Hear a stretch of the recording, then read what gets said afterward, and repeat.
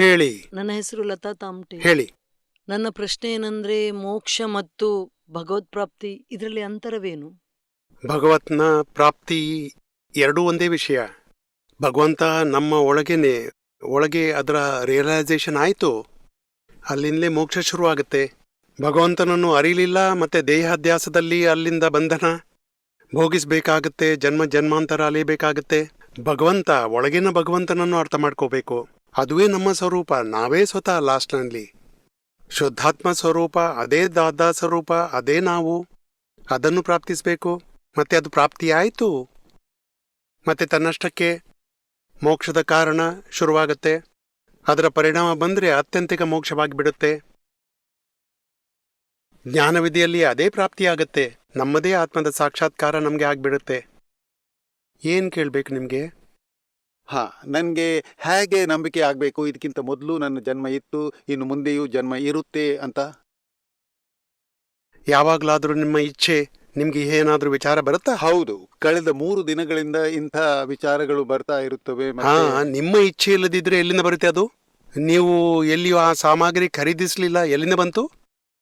ಹೌದು, ಯಾವಾಗ್ಲೂ ಡಿಸ್ಕಷನ್ ಆದ್ರೆ ಫ್ಯಾಮಿಲಿಯ ನಡುವೆ, ಆಗ ಅವರ... ಅದಂತೂ ಸರಿ, ಆದ್ರೆ ಯಾರ ಬಗ್ಗೆಯೂ ಕ್ರೋಧವಾಗುತ್ತಾ ನಿಮ್ಗೆ? ಹೌದು, ನಿಮ್ಗೆ ತುಂಬಾ ಇಚ್ಛೆ ಇದೆಯಾ ಸಿಟ್ ಮಾಡೋಕೆ? ಇಲ್ಲ. ಮತ್ತದು ಯಾಕೆ ಆಯ್ತು? ಯಾರು ಮಾಡಿಸಿದ್ದು ಈ ಕ್ರೋಧ? ನಿಮ್ದು ಇಚ್ಛೆ ಅಂತೂ ಇಲ್ಲ, ಮತ್ತೆ ಇಚ್ಛೆ ಇಲ್ಲ, ಅದು ನಮ್ಮ ಪಾರ್ಟ್, ಅದು ನಿಮ್ಗೆ ಅರ್ಥವಾಗುತ್ತಲ್ಲ? ಹೌದು. ಮತ್ತೆ ಆಗಿಬಿಡುತ್ತೆ, ಅದು ಕೂಡ ಅರ್ಥವಾಗುತ್ತಲ್ಲ ನಿಮ್ಗೆ? ಹೌದು. ಅಂದ್ರೆ ಏನ್ ಆಗ್ಬಿಡುತ್ತೆ ಅದಕ್ಕೆ ಪರಿಣಾಮ ಅಂತಾರೆ. ಮತ್ತೆ ಯಾವುದೇ ಪರಿಣಾಮ ಕಾಸಸ್ ಇಲ್ಲದೆ ಆಗೋದಿಲ್ಲ. ಅಂದ್ರೆ ಕಾಸಸ್ ಮೊದಲು ಹಾಕಿದ್ದೇವೆ, ಹಾಗಾಗಿ ಪರಿಣಾಮ ಬಂತು. ನೋಡಿ, ಚಿಕ್ಕ ಮಗುವಿಗೆ ಹಾರ್ಟ್ನಲ್ಲಿ ಹೋಲ್ ಇದೆ ಅಂದ್ರೆ ಅವನು ಯಾವಾಗ ಕಾಸಸ್ ಹಾಕಿದ್ದು? ಈ ಜನ್ಮದಲ್ಲಿ ಹಾಕಿಲ್ಲ ಅಂದ್ರೆ ಹಿಂದಿನ ಜನ್ಮದಲ್ಲಿ ಹಾಕಿರ್ಬೇಕು. ಅಂದ್ರೆ ಪೂರ್ವ ಜನ್ಮ ಪ್ರೂವ್ ಆಗತ್ತೆ. ಅಂದ್ರೆ ಇವತ್ತು ವಾಣಿ ವಿಚಾರ ವರ್ತನೆ ಎಕ್ಸಾಕ್ಟ್ಲಿ ಏನು? ಈಗ ಯಾವುದೇ ವಿಚಾರ ಮಾಡ್ತೇವೆ, ವಾಣಿ ಹೇಳ್ತೇವೆ, ವರ್ತನೆ ಆಚರಣೆ ಆಗತ್ತೆ. 3 ಬ್ಯಾಟ್ರಿಗಳು ಡಿಸ್ಚಾರ್ಜ್ ಆಗ್ತಿವೆ. ಮತ್ತೆ ವಿಚಾರವನ್ನು ನಾನ್ ಮಾಡಿದ್ದು ಅಂದ್ಕೊಳ್ತೇವೆ. ವಾಣಿ ಅಂದ್ರೆ ನಾನ್ ಮಾಡಿದ್ದು, ಆಚರಣೆ ಕೂಡ ನಾನ್ ಮಾಡಿದ್ದು. ಕರ್ತಾಭಾವದಿಂದ ಇನ್ನೊಂದು ಜನ್ಮದ 3 ಬ್ಯಾಟ್ರಿಗಳು ಚಾರ್ಜ್ ಆಗುತ್ತವೆ. ಮತ್ತೆ ಜನ್ಮದಿಂದ ಮೃತ್ಯುವರೆಗೆ ಅದು ಡಿಸ್ಚಾರ್ಜ್ ಆಗುತ್ತಾ ಇರುತ್ತೆ. ಮತ್ತೆ ಡಿಸ್ಚಾರ್ಜ್ ಪೂರ್ತಿ ಆಯ್ತು, ಆಗ ಮೃತ್ಯು ಬರುತ್ತೆ. ಇದರಿಂದ ಪ್ರೂವ್ ಆಗುತ್ತೆ ಅಂದ್ರೆ ಡಿಸ್ಚಾರ್ಜ್. ನೋಡಿ, ಒಂದು ಚಿಕ್ಕ ಸೆಲ್ ಇದೆ ರೀಚಾರ್ಜಬಲ್. ನಾವು ಗೊಂಬೆಯಲ್ಲಿ ಹಾಕ್ತೇವೆ ಡಾಲ್ನಲ್ಲಿ. ಡಾಲ್ ನಡೆಯುತ್ತಾ ಇಲ್ಲ, I am hungry, I am sleepy, ಮತ್ತೆ ಲಾಸ್ಟ್ನಲ್ಲಿ ಡಾಲ್ನ ಪವರ್ ಪೂರ್ತಿ ಆಯ್ತು, ಡಾಲ್ ಬಿದ್ದ್ಬಿಡುತ್ತೆ. ಅಂದ್ರೆ ಇದು ಹೀಗೇನೆ ಈ ಮನುಷ್ಯನ ಜೀವನ ಹೇಗಿದೆ? ಜನ್ಮದಿಂದ ಮೃತ್ಯುವಿನವರೆಗೆ ಡಿಸ್ಚಾರ್ಜ್ ಪರಿಣಾಮ ಎಲ್ಲವೂ. ಮತ್ತೆ ನಾನ್ ಮಾಡಿದ್ದು, ನಾನೇ ರವಿಕಾಂತ. ಕರ್ಮ ಕಟ್ತೀರಿ, ಚಾರ್ಜ್ ಮಾಡ್ತೀರಿ ಹೊಸ. ಇದು ಬಿಟ್ಟು ಹೋದ್ರೆ ಹೊಸ ಚಾರ್ಜ್ ಶುರುವಾಗುತ್ತೆ. ಹಳೆಯ ಚಾರ್ಜ್ ಪೂರ್ತಿ ಆದ್ರೆ ನೀವು ಮುಕ್ತರಾಗ್ತೀರಿ. ತಿಳಿತಲ್ಲ ನಿಮ್ಗೆ? ಹೌದು. ಒಂದು ವೇಳೆ ನಾನು ಈ ಜನ್ಮದಲ್ಲಿ ಏನಾದ್ರೂ ಯಾರಿಗಾದ್ರೂ ಕಷ್ಟ ಕೊಟ್ರೆ ಅದಕ್ಕಾಗಿ ಇನ್ನೊಂದು ಜನ್ಮಕ್ಕೆ ಯಾಕೆ ವೇಟ್ ಮಾಡಬೇಕು? ಅದು ಹೇಗೆಂದ್ರೆ ನೋಡಿ, ಒಂದು ಶೋ ಇತ್ತು ಮಹಾವೀರ ಭಗವಾನ್ರದ್ದು. ಅದರಲ್ಲಿ ಅವರು ರಾಜನಾಗಿದ್ರು, ಮತ್ತೆ ಅವರು ಅದರಲ್ಲಿ ಅವರು ತಪ್ಪು ಮಾಡಿದ್ರು. ಹೌದು ಹೌದು. ಇದು ಒಂದು ಜನ್ಮದಲ್ಲಿ ತಪ್ಪು ಮಾಡಿದ್ರು, 2ರದ್ದು 2 ಫಲ ಬಂತು. ಸ್ವತರಿಗೆ ದ್ವೇಷ ಭಾವ ಏನಾಯ್ತು, ಅಹಂಕಾರವಾಯ್ತು, ಅದರಿಂದಾಗಿ ನರಕಗತಿಗೆ ಹೋಗ್ಬೇಕಾಯ್ತು. ಮತ್ತೆ ಆ ಮನುಷ್ಯ ಕಿವಿಗೆ ಏನು ಊದಿದ್ದ, ಹಾಕಿದ್ದ ಏನು ಲೆಡ್ ಬಿಸಿ ಮಾಡಿ, ಅಂದ್ರೆ ಆ ಮನುಷ್ಯ ಸಾಧಿಸಿಬಿಟ್ಟ, ವೈರ್ ಕಟ್ಕೊಂಡ. ನೋಡಿ, ಮಹಾವೀರ್ ಭಗವಾನ್ ಜನ್ಮದಿಂದ ವಿತರಾಗಿದ್ರು, ಜ್ಞಾನಿಯಾಗಿದ್ರು.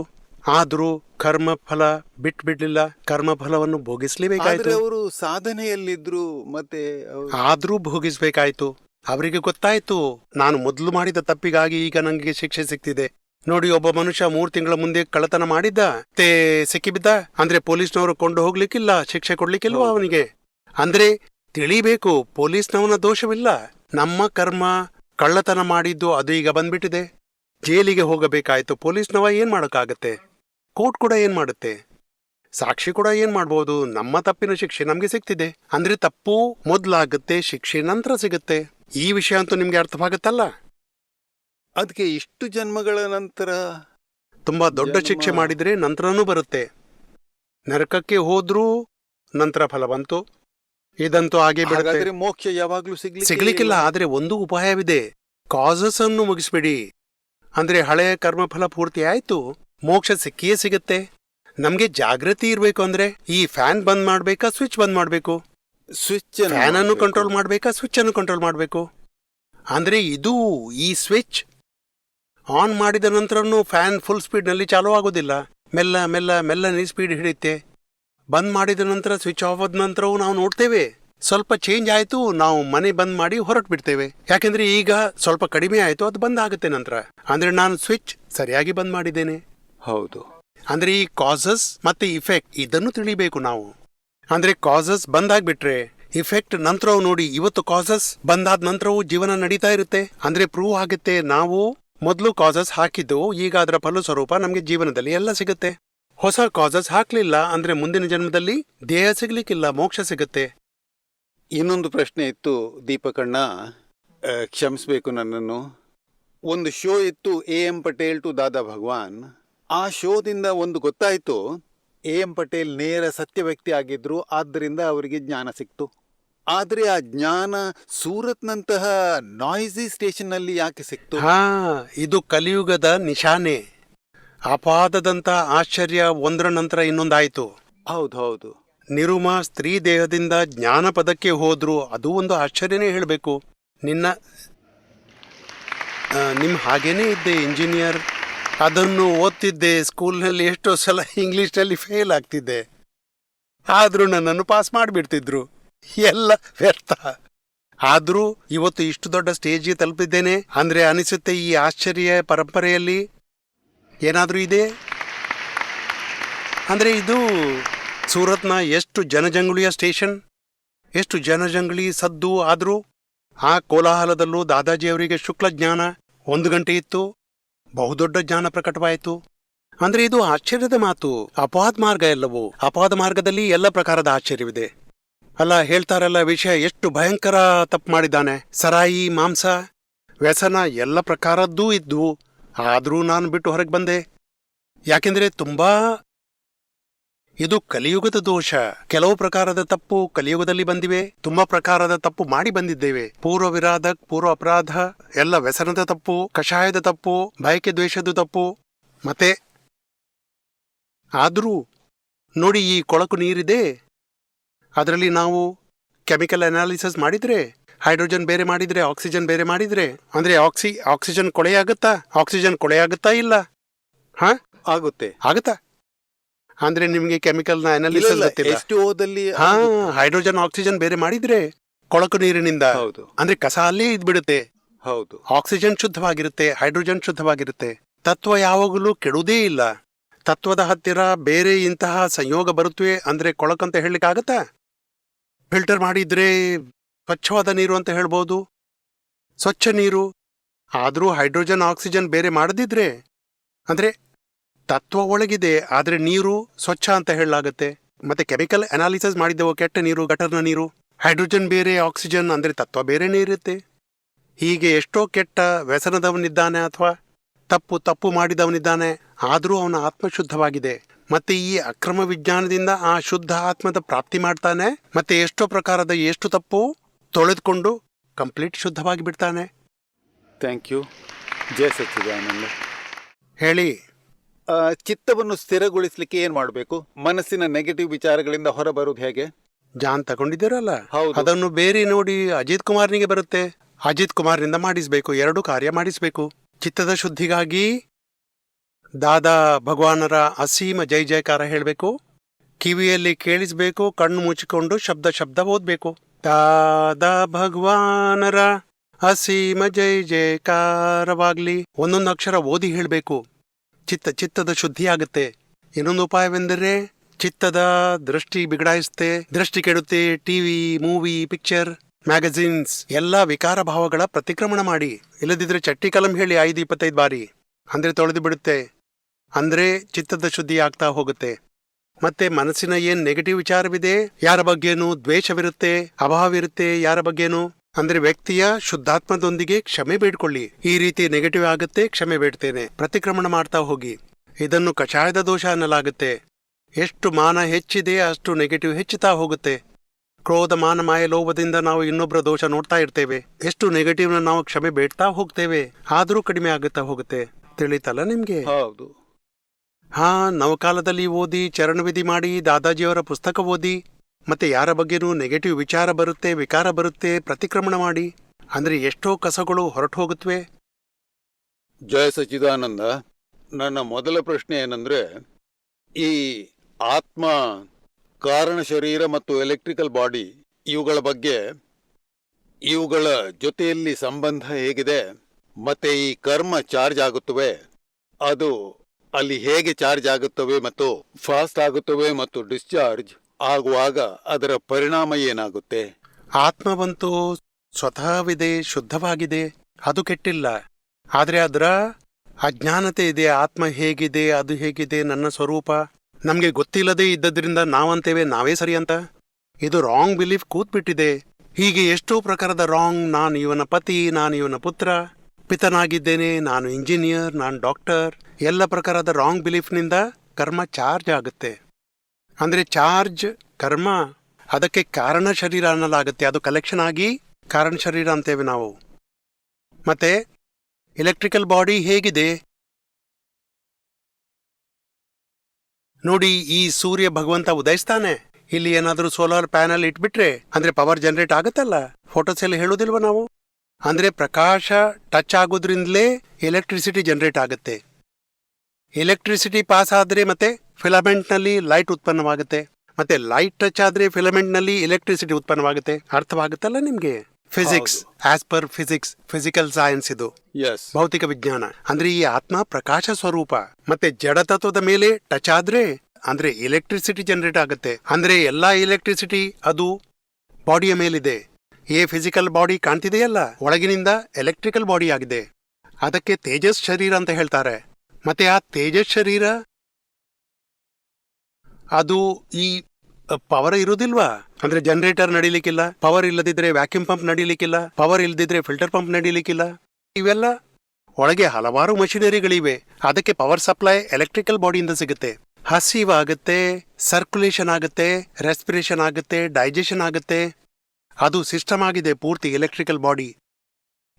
ಇದು ಈಡ, ಪಿಂಗಳ, ಸುಷುಮ್ನ, ಇವೆಲ್ಲ, ಈ ಆಜ್ಞಾಚಕ್ರ, ಮೂಲಾಧಾರ ಚಕ್ರ, ಇವೆಲ್ಲವೂ ಸರಿಯಾಗಿದೆ. ಅದು ಪವರ್ ಸ್ಟೇಷನ್ ಆಗಿದೆ. ಅದು ಎಲೆಕ್ಟ್ರಿಕಲ್ ಬಾಡಿ ಆಗಿದೆ. ಮತ್ತು ಅದರ ಆಧಾರದಿಂದ ಇದು ಎಲೆಕ್ಟ್ರಿಕ್ ಮ್ಯಾಗ್ನೋ ಫೀಲ್ಡ್ನಂತೆ ಆಗಿಬಿಡುತ್ತೆ.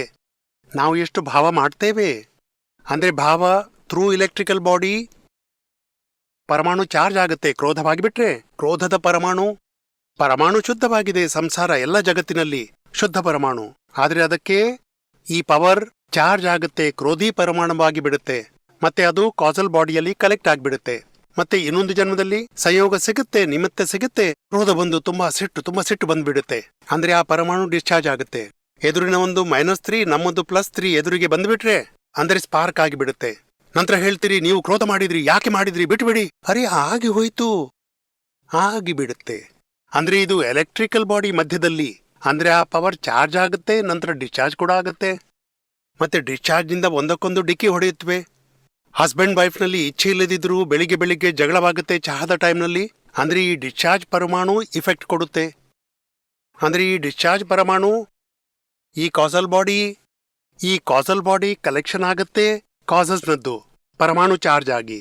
ಮತ್ತೆ ಆ ಕಾಸಲ್ ಬಾಡಿ ಯಾವಾಗ ಮೃತ್ಯುವಿನ ಟೈಮ್ ಬರುತ್ತೆ, ಅಂದ್ರೆ ಶ್ವಾಸ ಲಾಸ್ಟ್ ಬಂದಾಯ್ತು, ಆ ಸಮಯದಲ್ಲಿ ಕಾಸಲ್ ಬಾಡಿ, ಎಲೆಕ್ಟ್ರಿಕಲ್ ಬಾಡಿ ಮತ್ತು ಪ್ಯೂರ್ ಸೋಲ್ ಇನ್ನೊಂದು ಗರ್ಭದಲ್ಲಿ ಹೋಗುತ್ತೆ. ಈ ಕಾಸಲ್ ಬಾಡಿಗೆ ಅನುಸಾರ ಅದಕ್ಕೆ ಹೊಸ ತಂದೆ ತಾಯಿ ಸಿಗ್ತಾರೆ. ಮತ್ತೆ ಈ ಇಫೆಕ್ಟಿವ್ ಬಾಡಿ ಅದರ ಪವರ್ ಪೂರ್ತಿ ಆದ್ರೆ ಅದಕ್ಕೆ ಡೆತ್ ಅಂತಾರೆ.